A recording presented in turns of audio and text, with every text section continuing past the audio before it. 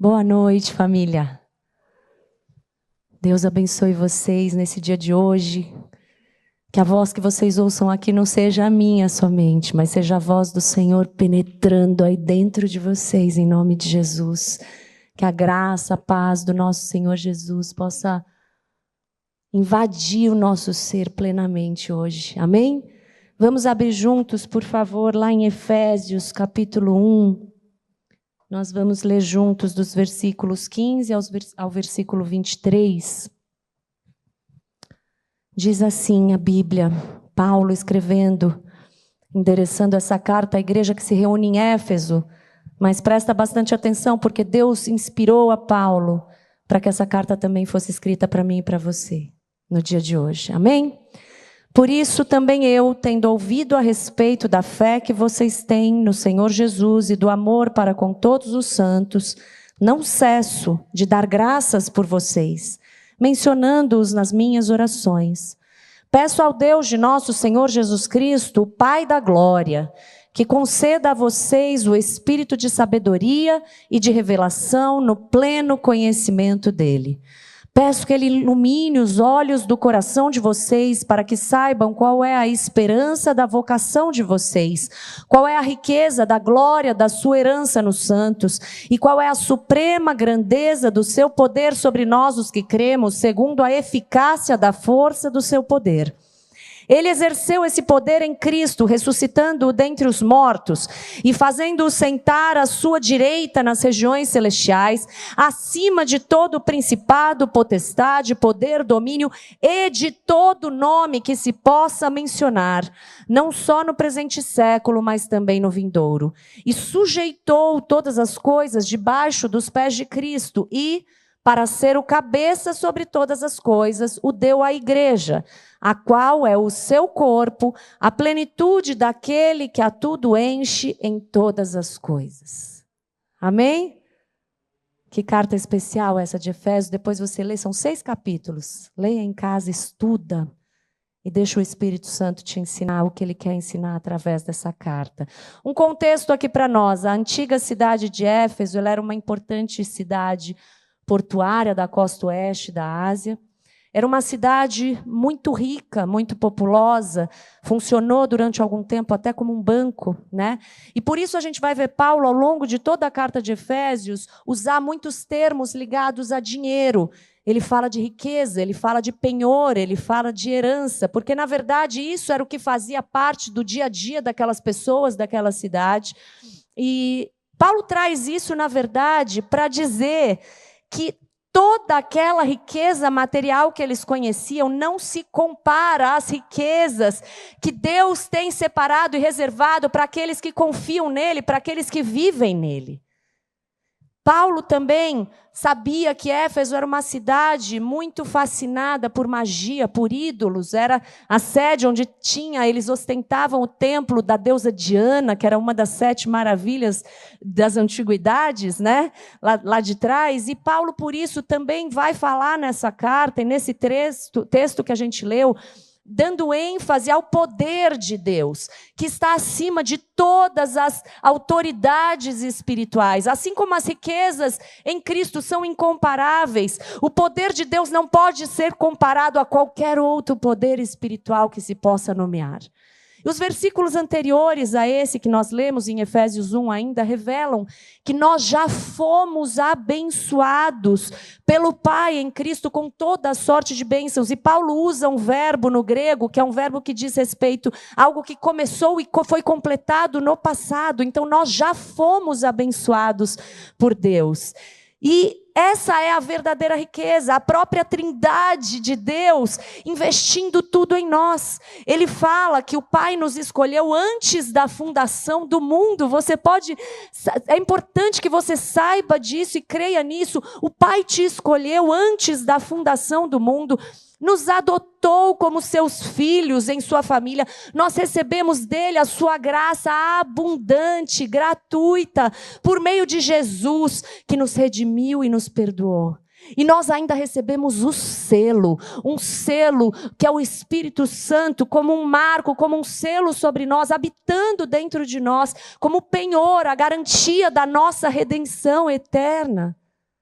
É maravilhoso a gente compreender isso, porque quando a gente vive de acordo com essa fé, nós entendemos que a nossa identidade, o nosso propósito e toda a capacitação que nós precisamos para viver a vontade de Deus tem origem no próprio Deus.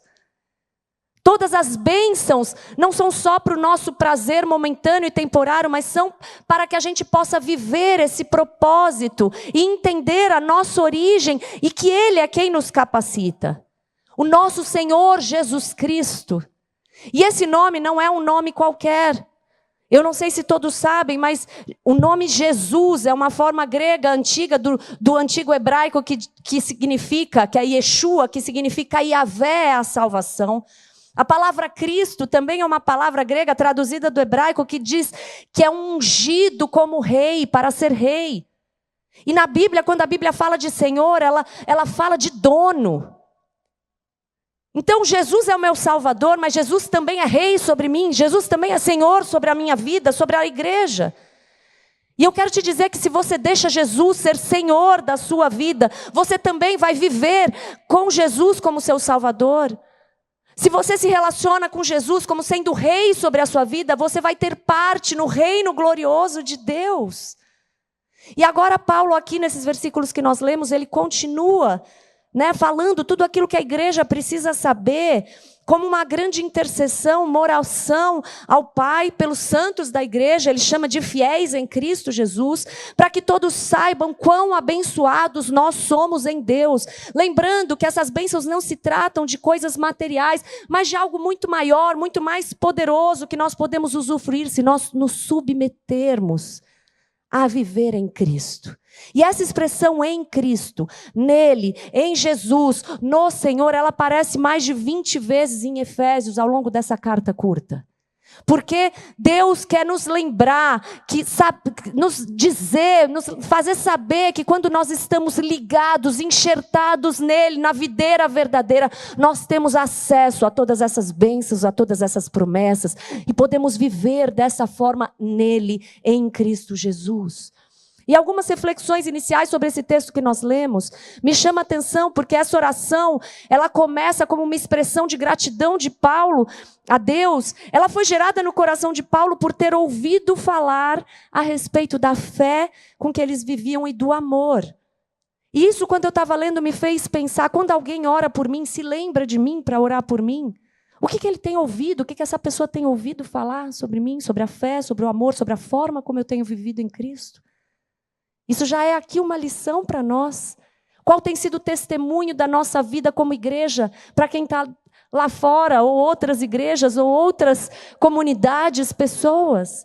Também me chama a atenção que um homem que foi preso injustamente, estava preso. Paulo, quando escreve a carta de Éfeso, ele tinha estado em Éfeso 10 anos antes, passou 3 anos na sua última visita presencial a Éfeso, ensinando a cidade, plantando a igreja lá. E Paulo agora está escrevendo essa carta preso em Roma.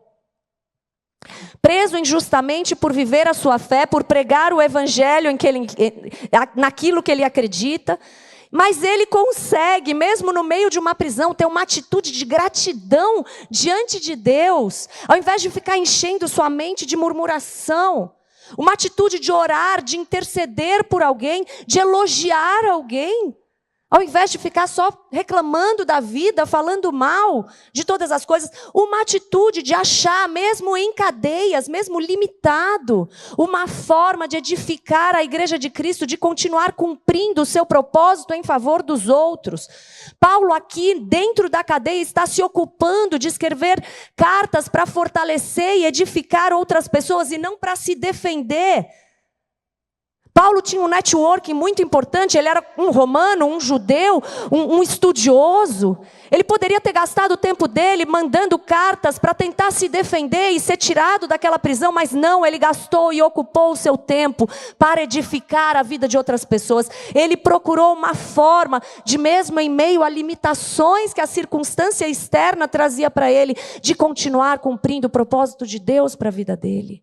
E que esse propósito tem um legado até hoje na nossa vida, a gente pode viver assim também. E vamos ver aqui o que Paulo está pedindo para Deus. A primeira coisa que Paulo pede, e Deus é lindo, né? Hein, Aninha?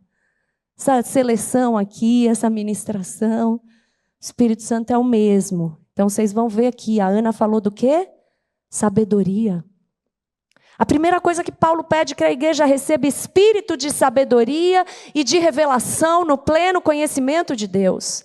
E sabedoria, gente, é você olhar para a vida com os olhos de Deus, sob a perspectiva de Deus, sob a ótica de Deus, olhar para os problemas, para a sua família, para as pessoas, para os seus amigos, até para os seus inimigos, assim como Deus os vê. Essa é a sabedoria que a gente tem que buscar de Deus. Deus me mostra, abre meus olhos para que eu veja como o Senhor vê. Porque muitas vezes a nossa mente limitada olha para os cenários da nossa vida, para as circunstâncias e só vê as coisas do ponto de vista humano, da nossa míope perspectiva humana. A nossa mente natural muitas vezes não consegue discernir com profundidade e com totalidade todas as riquezas das bênçãos espirituais que nós já temos em Cristo, em toda e qualquer circunstância. É isso que diz a palavra de Deus. Sabe, não é uma questão de você ser inteligente ou não, de você ter um alto QI, de você ter uma boa lógica, é uma questão de discernimento e de revelação espiritual, que é o que nós precisamos buscar em Deus, é uma sabedoria de Deus. A palavra original para revelação é tirar o véu. Então o que nós estamos pedindo, o que Paulo está pedindo sobre nós, sobre a igreja, é que a cortina que nos impede de ver com clareza caia para que nós possamos entender aquilo que já foi revelado, que nós já temos em Cristo Jesus. Nós já fomos abençoados, mas muitas vezes nós continuamos vivendo miseravelmente, presos em vícios, presos em pecados, em medos, em inseguranças, em sentimentos de rejeição, ou até de orgulho, em emoções nocivas que nos aprisionam, por não entendermos quem Deus é, por não entendermos quem nós somos em Deus e por não entendermos tudo aquilo que nós já temos acesso em Cristo, todas as promessas de Deus para nós. Tem uma história lá de Eliseu, vocês lembram que Eliseu foi um profeta do Antigo Testamento? E nesse texto a gente vê que vem um grande exército inimigo sírio atrás de Eliseu. Deus fazia uma coisa estranha ali. O rei do inimigo planejava uma destruição para o povo de Eliseu. E Deus, Eliseu, vai acontecer isso. Ele ia lá e o exército não conseguia ter sucesso. E um dia o rei falou, o que está acontecendo? Ai, que tem um profeta lá que ouve o que o Senhor está falando no seu quarto de dormir. Não era o profeta que eu vi, era o Espírito Santo de Deus que livrava o povo dele. E aí vem aquele exército, se reúne todo para vir contra Eliseu. E aí diz assim, em 2 Reis 6, 15 a 17, Eliseu estava em casa junto com o seu servo. E diz assim a Bíblia, o servo do homem de Deus levantou-se bem cedo pela manhã, uma manhã comum. Mas quando ele saiu, ele viu que uma tropa com cavalos e carros de guerra havia cercado a cidade. Então ele exclamou, meu Senhor, o que faremos? Medo, insegurança. E o profeta respondeu para ele, não tenha medo. Aqueles que estão conosco são mais numerosos do que eles. A gente precisa sair daqui com essa mesma convicção que Eliseu tinha, gente. Eliseu orou e falou, Senhor, abre os olhos dele para que veja. Então o Senhor abriu os olhos do rapaz que olhou e viu as colinas cheias de cavalos e carros de fogo ao redor de quem? De Eliseu. Eles não estavam sozinhos, o poderoso exército de Deus estava ao redor do homem de Deus. Mulher de Deus, há um exército de Deus ao seu redor. Homem de Deus, há um exército de Deus poderoso ao seu redor, lutando as batalhas do Senhor contra de todo o inimigo de Deus que se levanta contra a tua vida. Mas o servo não conseguia ver, porque ele não via o sobrenatural, ele só conseguia ver com seus olhos naturais. A sua mente só enxergava aquilo que ele via nas circunstâncias do ponto de vista humano. E nós precisamos, assim como Paulo está pedindo aqui, assim como Eliseu pediu, que Deus abra o nosso entendimento espiritual, nos dê sabedoria e a revelação dele. Tiago 1,5, eu amo esse versículo que diz, se algum de vocês tem falta de sabedoria, peça a Deus que a todos dá livremente, de boa vontade, e lhe será concedida. Você quer sabedoria? Então peça que Deus dá livremente, de boa vontade. Agora percebam que a sabedoria e a revelação se dão no pleno conhecimento dele. E pleno é uma palavra que significa completo, inteiro. Queridos, nós não podemos escolher só uma parte do evangelho que nos agrada. É pleno. É tudo ou é nada. É inteiro. A sabedoria de Deus, ela é inteira, é tudo ou nada. E sobre o conhecimento, o pleno conhecimento dele, há uma enorme diferença entre você conhecer a respeito de Deus e entre você conhecer a Deus e aquilo que ele conhece. Uma pessoa pode conhecer muito sobre Deus e ainda assim não conhecer a Deus e aquilo que Deus conhece. Eu vou te explicar contando que eu sou fã de um músico. Vou dar um exemplo, Miles Davis. Amo, gosto de jazz, sou fã dele. Eu sei quando ele nasceu, eu sei o nome completo dele, eu sei o nome de alguns familiares dele, eu sei as músicas que ele compôs, mas eu não conheci o Miles Davis. Eu não andei com ele, eu não convivi com ele, eu não me relacionei com ele. Então eu não posso dizer que eu o conheço, eu posso saber tudo sobre ele, mas eu não o conheço e eu não conheço aquilo que ele conhece.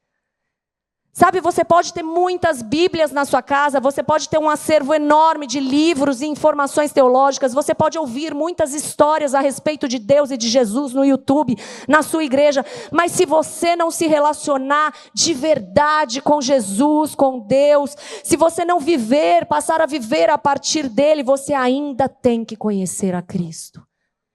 Pleno conhecimento de Deus, você pode até ser fã de Jesus, mas isso não te torna discípulo de Jesus.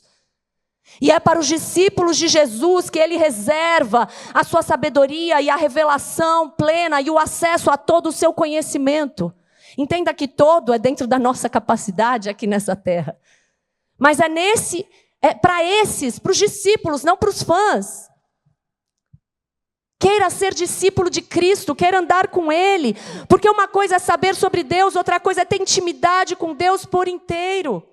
O que Paulo está pedindo é que a igreja de Deus conheça a Deus na intimidade, que você possa ter relacionamento com Ele, que você acorde e fale, Deus existe, eu falei com Ele hoje. Deus existe, eu me encontrei com Ele hoje. Eu me alimento dEle. Eu recebo conselhos dEle, eu sigo os conselhos dEle. Ele é quem me guia. Eu convivo com Ele diariamente. Ele é a minha fonte, Ele é a fonte de toda a minha alegria, de toda a minha sabedoria, revelação e prazer. Ele me ensina. Jesus, o próprio Jesus disse lá em João 17:3, a vida eterna é essa, conhecer a Deus, o único Deus verdadeiro, e a Jesus Cristo, a quem Deus enviou. E às vezes a gente fica só pensando que vida eterna é só uma vida que não acaba mais, mas muito mais do que uma quantidade enorme e infinita de vida. Vida eterna é conhecer a Deus nesse conhecimento progressivo de fé em fé. Conheçamos e prossigamos em conhecer a Deus, o Senhor, é o que diz Oséias 6:3, não é?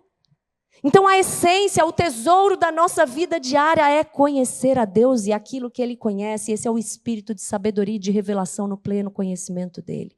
E em segundo lugar, Paulo pede que sejam iluminados os olhos do coração para que saibam. E aí ele vai falar, né? Primeira coisa que aqui, coração, ele não está falando como a parte sentimental do ser humano. A parte onde guarda nossas emoções. Aqui ele está falando como centralidade da vida, como a essência de todo o nosso ser, de tudo que nos move, de tudo que nos faz tomar decisões, caminhar, escolher um estilo de vida. Ele está usando uma linguagem figurada, falando que o coração tem olhos que precisam ser iluminados para que consigam ver claramente.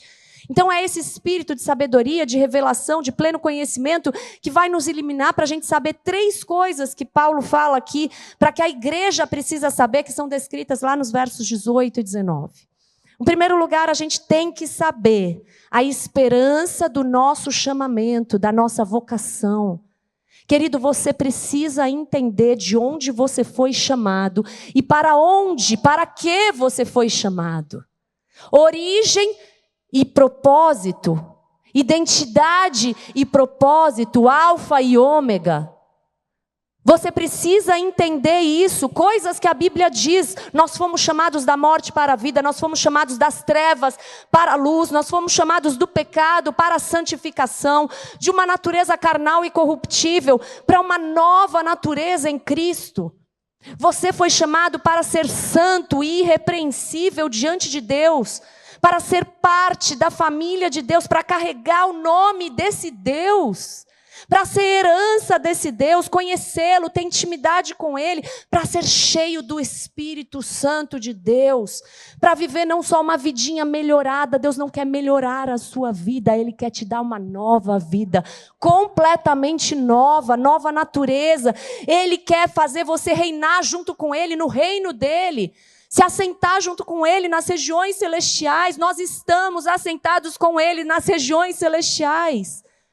E saber dessa vocação, desse chamamento, é o que nos dá esperança. Então, quando você estiver mais ou menos ali, sabe aquele dia que você está meio baqueado, que a vida está difícil, o dia complexo ali, lembra disso, da esperança de onde você foi tirado, para onde Deus está te levando, o que Deus está fazendo na sua vida e através da sua vida.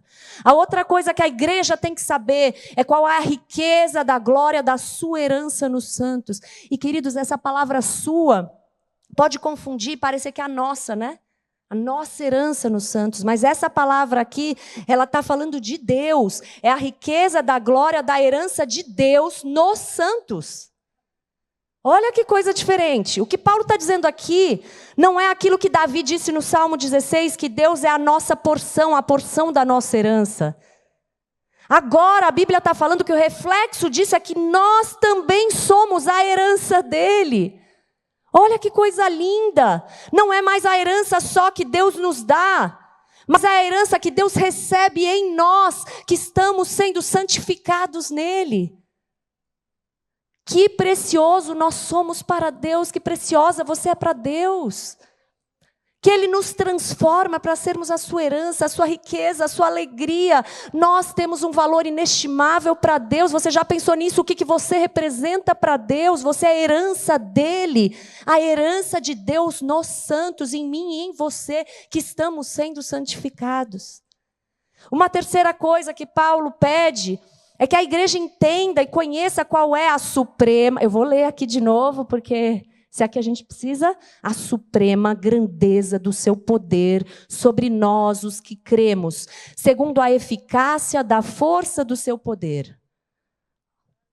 Olha, a gente pode até dizer que Paulo é prolixo, que de vez em quando ele, parece uma pessoa prolixa, tá tudo bem, mas aqui, ele propositadamente, ele busca várias palavras, parece que ele está tentando descrever o tamanho do poder de Deus, e não há palavra no dicionário, não há uma palavra sequer que possa descrever o tamanho do poder do nosso Deus.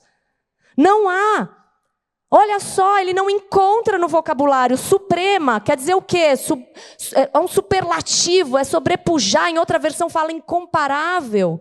Suprema grandeza, algo gigante, de uma grande magnitude. Aí o primeiro poder que ele usa, no grego é traduzido por dinamis, que é de onde vem a palavra dinamite. Depois ele fala a eficácia é energeian, que é de onde vem energia. O que é energia? É força em movimento. Energia que é uma força que pode iluminar uma cidade inteira, que pode fazer algo se mover, não é? Esse é o poder do nosso Deus, que faz coisas se moverem na nossa vida. Está tudo parado aí, coloca nas mãos do Senhor. Ele tem poder para mover, Ele tem poder para mover corações, Ele tem poder para mover histórias, circunstâncias. A outra palavra que ele chama de poderosa é isquios, força, poder, habilidade. Depois ele usa força, que é kratos, vigor, domínio. Vocês estão vendo? São várias palavras relacionadas a poder, domínio, força, grandeza, força em movimento. Esse é o poder de Deus que está sobre a igreja de Cristo, à disposição da igreja de Cristo. Para quê? Para nós fazermos a obra do Senhor, para nós vivermos a vontade do Senhor nessa terra. E Paulo ainda usa, para falar desse poder, 3 fatos e dados que vão demonstrar esse poder. Em primeiro lugar, Deus exerceu esse poder em Cristo, ressuscitando-o dentre os mortos. O poder que Deus exerce sobre nós como corpo de Cristo é exatamente o poder que tirou o corpo de Cristo da sepultura. Nós precisamos entender, conhecer e viver debaixo dessa verdade. Aquilo que está morto na nossa vida, pelo poder de Deus, pode renascer, porque toda boa obra que Cristo realizou naquela cruz, me substituindo, foi vitoriosa. Deus aceitou, está consumado. Mas nós não podemos achar que a gente tem acesso a esse poder da ressurreição sem nós entendermos o que aconteceu antes da ressurreição, que foi a crucificação. A gente viveu a Páscoa agora, né? E lá em casa a gente assistiu de novo aquele filme da Paixão de Cristo. E eu brinquei e falei, a gente deveria assistir todos os dias esse filme de manhã antes de sair de casa. Para a gente não cair em pecado, para a gente se lembrar o custo que teve. Não custou nada para nós, foi de graça para nós. Mas teve um custo. Teve um custo. Para a gente saber o amor, o tamanho do amor desse Deus por nós. Que sofreu, que se entregou, que viveu tudo aquilo calado. Ele poderia ter descido daquela cruz, mas ele escolheu, por amor a você, ficar e permanecer firme. E por isso ele foi glorificado, ressuscitado dentre os mortos, pelo poder de Deus que está sobre a igreja e que pode ressuscitar todas as áreas da nossa vida. Deus exerceu esse poder em Cristo, além de ressuscitá-lo, fazendo-o sentar à direita de Deus nas regiões celestiais. Quando a Bíblia fala à direita, significa uma posição de autoridade, de comando, de governo. Sabe, nesse nível de governo, de comando. Essa é a posição que Jesus está hoje. Sim, a gente lembra da cruz para lembrar desse amor, para a gente se constranger com o tamanho amor e saber que nosso pecado tem um custo, teve um custo. Mas ele não está mais lá, ele está acima, à direita de Deus. Nessa posição, toda a autoridade, diz Jesus, me foi dada nos céus e na terra. Esse é o poder que está sobre a igreja. E outra posição que ele fala que ele está à direita de Deus e fala que ele está acima. Acima de quem ou do que? De todo principado, potestade, poder, domínio e nome. Então, se Paulo ali naquela cidade via muitos ídolos, nós também temos os nossos ídolos do nosso coração hoje. E eu quero te dizer que não há nada que você possa achar que tem poder, que tem autoridade espiritual, nem anjos, nem demônios, nem coisas, nem circunstâncias, nem enfermidades, nem nada que se nomeia, nem a rejeição que você viveu, nem o abuso que você viveu, nem as palavras duras que você ouviu desde a sua infância. Tudo que se nomeia está debaixo, ele está acima de todas as coisas. Ele está acima de todas as coisas. Jesus é superior a tudo, tudo está debaixo dos seus pés. E aí esse texto é complementado falando que Deus deu esse Cristo para a igreja. Ah, querido, a gente tem que se alegrar com isso. Para que a igreja agora seja colocada ligadinha nele. Ligadinha nele. Paulo vai mostrar aqui que Jesus tem preeminência também, máxima superioridade, excelência também sobre a sua igreja, sobre os fiéis em Cristo Jesus. E aí Paulo começa a descrever o que é a igreja de Cristo, fundada por Cristo, planejada por Cristo. E aqui eu não estou falando de igreja institucional, eu estou falando da igreja da Bíblia. E que eu espero que nós aprendamos a ser essa igreja. Porque é essa igreja que Jesus vai buscar. A igreja tem essa relação singular com Jesus em dois aspectos. Existe essa união vital de Cristo e a igreja. Cristo é a cabeça, a igreja é o corpo de Cristo. Corpo não sobrevive sem cabeça, querido. A igreja é totalmente dependente de Cristo. Cristo ser a cabeça e nós sermos seu corpo significa que Jesus tem autoridade sobre a igreja tem que se submeter, tem que seguir as direções, o conselho, o cabeça da igreja é Cristo. Nós obedecemos aos comandos do nosso cérebro, não é? Meu braço está aqui executando um comando do meu cérebro, e eu que sou italiana, meu cérebro deve se movimentar muito, então por isso que meu braço se movimenta muito, mas Se Jesus é o nosso cabeça, Ele é quem dá os comandos e nós, como seu corpo, executamos. A igreja hoje é o corpo de Cristo na terra. Jesus está aqui atuando através da minha vida e da tua vida, porque nós somos o corpo que executa os comandos dessa cabeça. E por fim, ele diz que a igreja é a plenitude daquele que enche todas as coisas, em toda e qualquer circunstância. Queridos, um Deus eterno, infinito, que não foi criado por ninguém, mas que criou todas as coisas, que sabe todas as coisas, que conhece todas as pessoas, que conhece o nosso passado, o presente, o nosso futuro, todos os tempos, um Deus ilimitado, um Deus que está em toda parte. Agora a Bíblia está dizendo que a igreja é a plenitude dele.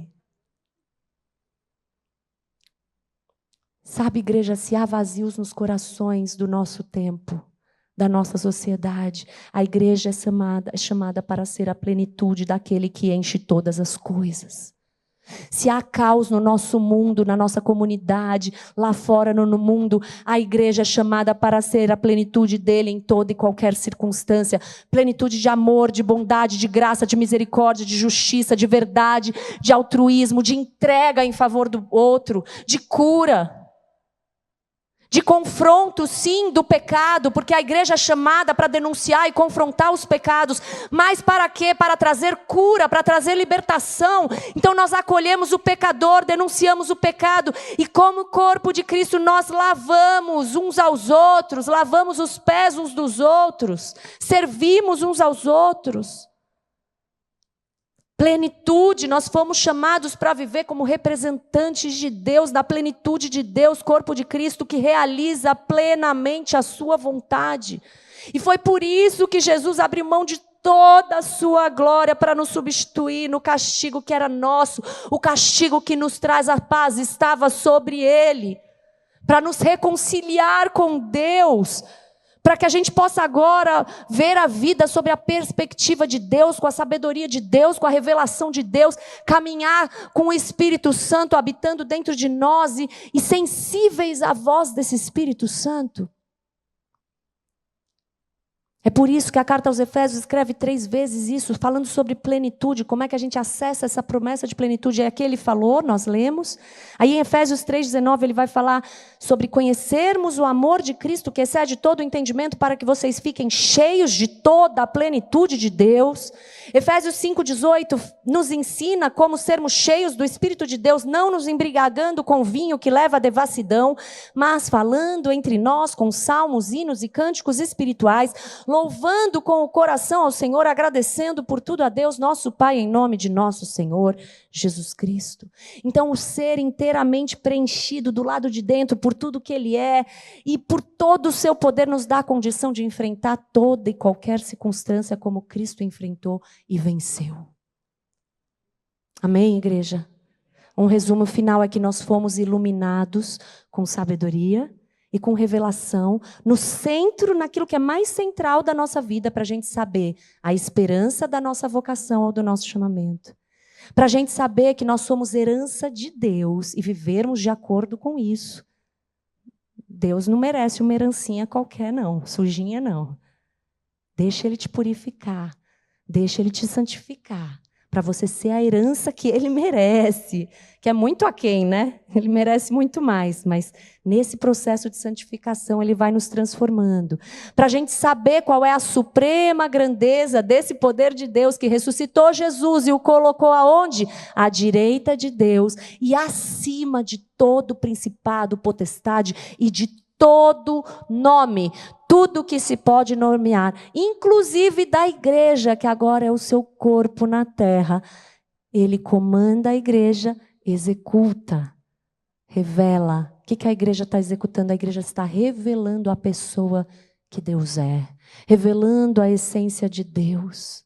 Amém? Eu queria te convidar a fechar teus olhos agora. Algumas coisas perguntas para a nossa reflexão prática aqui. Como é que você avalia a sua vida espiritual? Você tem crescido num relacionamento íntimo com Deus? Você conhece a Deus? As características, a essência de Deus, quem Ele é, o que Ele faz, o que Ele é capaz de fazer? Você tem fome e sede de conhecer a Deus mais intimamente? Sabe, Salmo 27,4 me chama a atenção uma coisa, porque Davi fala assim, uma coisa eu peço. Guarda esse verbo, eu peço ao Senhor. Mas aí ele fala, e eu a buscarei. Que eu possa morar na casa do Senhor todos os dias da minha vida para contemplar a beleza do Senhor e meditar no seu templo. O salmista pede a presença do Senhor, mas ele busca. Você tem buscado de todo o coração? O próprio Deus falou que se nós buscarmos a Ele de todo o coração, Ele é que está sedento por nos se revelar a nós. Você tem usufruído das riquezas que Jesus disponibilizou para a igreja dele? Sabe, diante de uma situação difícil, nas horas que você tem enfrentado suas lutas, você tem recorrido e buscado a sabedoria, a revelação da perspectiva de Deus. Você tem experimentado de forma prática a suprema grandeza do poder de Deus que ressuscita.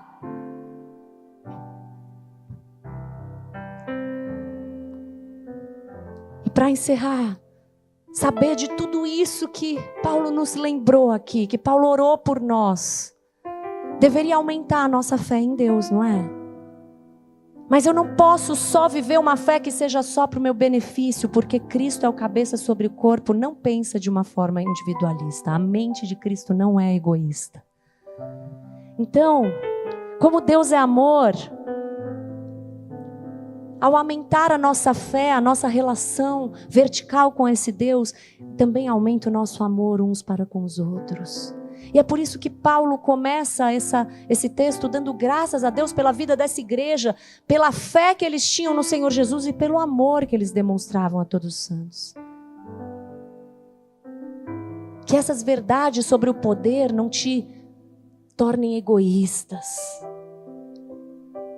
mas que elas te revelem que Ele é a fonte de todo o poder, de todas as coisas, e que a gente emana essa fonte de poder para outros. Você compreende o quão valioso você é para Deus, o que significa para Deus a sua vocação de ser parte desse corpo de Cristo. Eu quero orar. Fecha teus olhos e ora a tua oração com Deus nesse momento. Paizinho, em primeiro lugar, eu quero te agradecer, Senhor.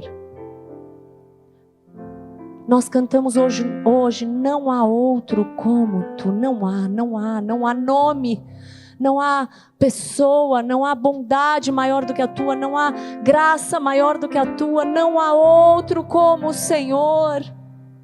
E ainda assim o Senhor abriu mão de toda essa glória para se fazer homem como nós, se limitar como nós somos limitados. Por amor a nós, o Senhor enfrentou tantas lutas na carne. O Senhor chorou, o Senhor sofreu, o Senhor teve compaixão pelas almas. Nos enche como igreja de compaixão, de amor e da certeza do poder grandioso do nosso Deus.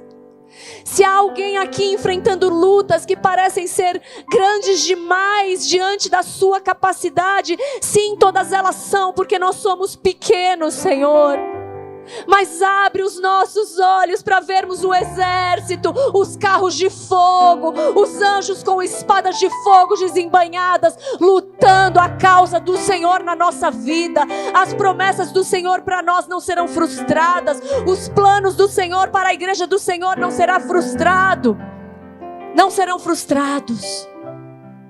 Satanás não tem poder sobre o Senhor, o Deus que está acima de todo nome. Por isso nós agora nos rendemos a Ti, Senhor, e rolamos para Ti, colocamos diante do Teu altar todas as nossas causas, toda a nossa vida, toda a nossa mente, tudo que somos, nosso trabalho, nossos estudos, nossos sonhos, planos, projetos, nossas lutas, nossos amores. Colocamos diante de Ti, Senhor, consagramos, dedicamos a Ti, Pai.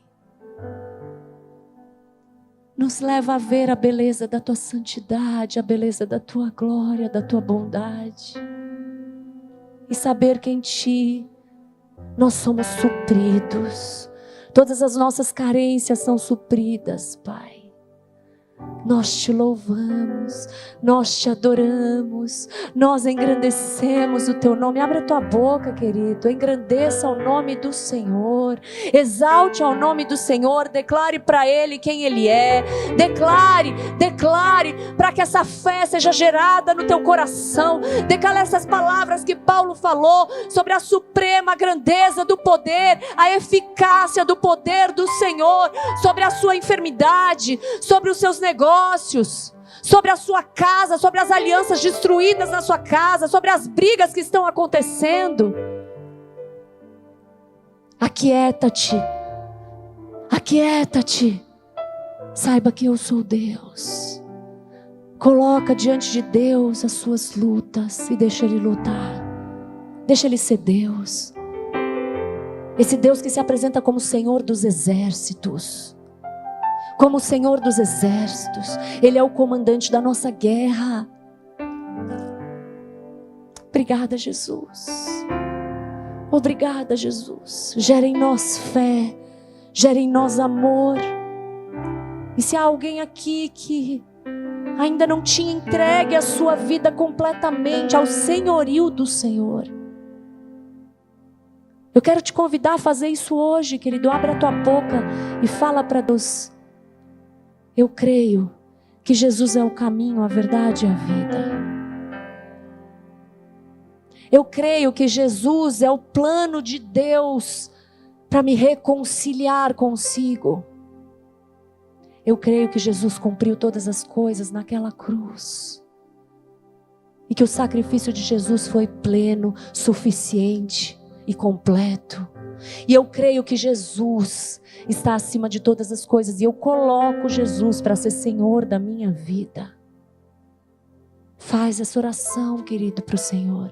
Entrega seu coração ao Senhor.